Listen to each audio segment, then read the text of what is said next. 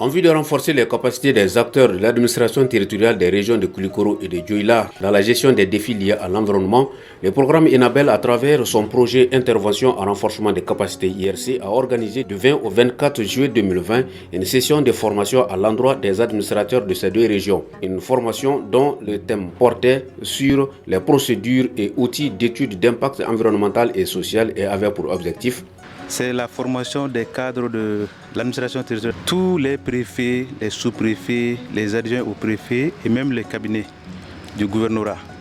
Il s'agit de les former sur l'EIS, l'étude d'impact environnemental et social.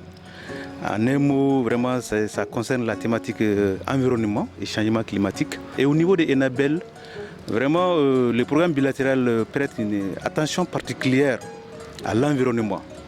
Et suite à un processus de diagnostic organisationnel, tous les acteurs de la région de Koulikoro et notamment les acteurs institutionnels ont exprimé le besoin de se renforcer sur la thématique environnement et changement climatique.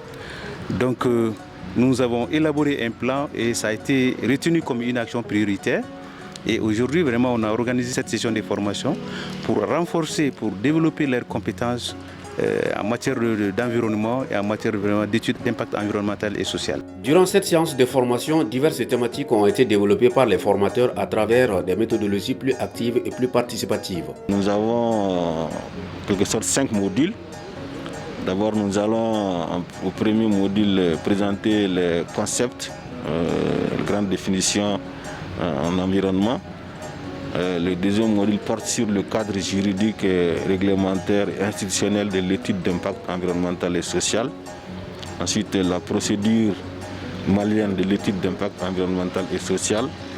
Et ensuite, nous allons aussi présenter le programme de suivi, le programme de surveillance environnementale. Durant les 5 jours de formation, les participants ont été engagés à des exercices plus participatifs qui leur permettaient de maîtriser à mieux les objectifs et le contenu des différentes thématiques développées. Une épreuve qui a d'ailleurs été introduite dès l'ouverture des travaux où les participants devaient lier l'initiale de leur nom ou prénom au concept environnemental. Et pour me prêter à votre exercice, je prendrai l'initiale de mon prénom, Aliou Soumaré, qui voudrait dire pour moi un changement d'attitude face à l'environnement.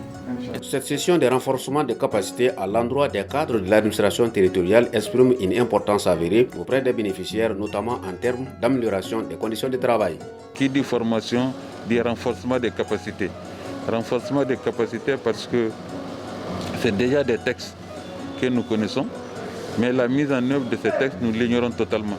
Donc cet atelier va nous permettre vraiment de nous familiariser non seulement avec le contenu des textes, mais aussi avec les procédures de mise en œuvre de ces textes. Voilà ce que ça va, en tout cas ça va beaucoup nous renforcer et comme je l'ai dit dans le discours d'ouverture, ça va nous aider à prendre des décisions dans le domaine environnemental. Je suis à ma première formation sur l'environnement. Cette formation elle est capitale et elle peut amener des changements positifs. Parce que nous, après avoir participé, disons, à la formation, on peut envisager des changements dans nos circonscriptions administratives à travers des rencontres de sensibilisation et des formations aussi. Parce qu'à travers ces sensibilisations, on peut procéder à des formations. Les cibles sont là, bien connues. Donc nous allons quand même nous investir pour protéger la nature. Et j'ai eu à faire une telle formation dans le cercle de Kita en 2008.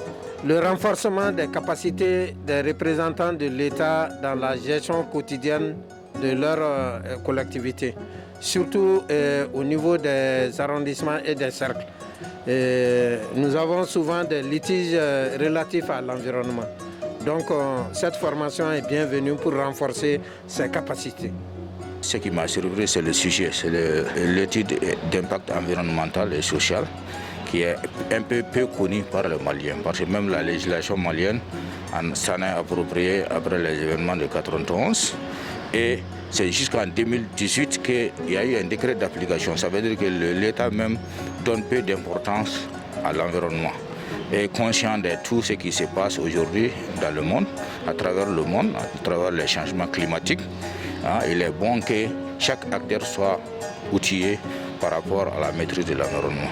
Donc c'est dans ce cadre-là, si le partenaire Enabel a initié cette formation, et au profit des représentants de l'État, on ne peut que s'en réjouir. Des recommandations ont été également formulées. On assiste à des scènes de dégradation de l'environnement tous les jours. C'est de demander à tous les Maliens, sinon à toute la population du Mali, de protéger l'environnement pour notre bien-être. Dire aux partenaires comme d'intensifier ces formations au niveau des élus aussi, parce que c'est eux généralement qui sont auprès des populations, c'est eux qui ressentent généralement les effets de ces projets et programmes. Donc s'ils sont formés, ça va nous permettre de donner plus de contenu aux aspects environnementaux dans nos localités.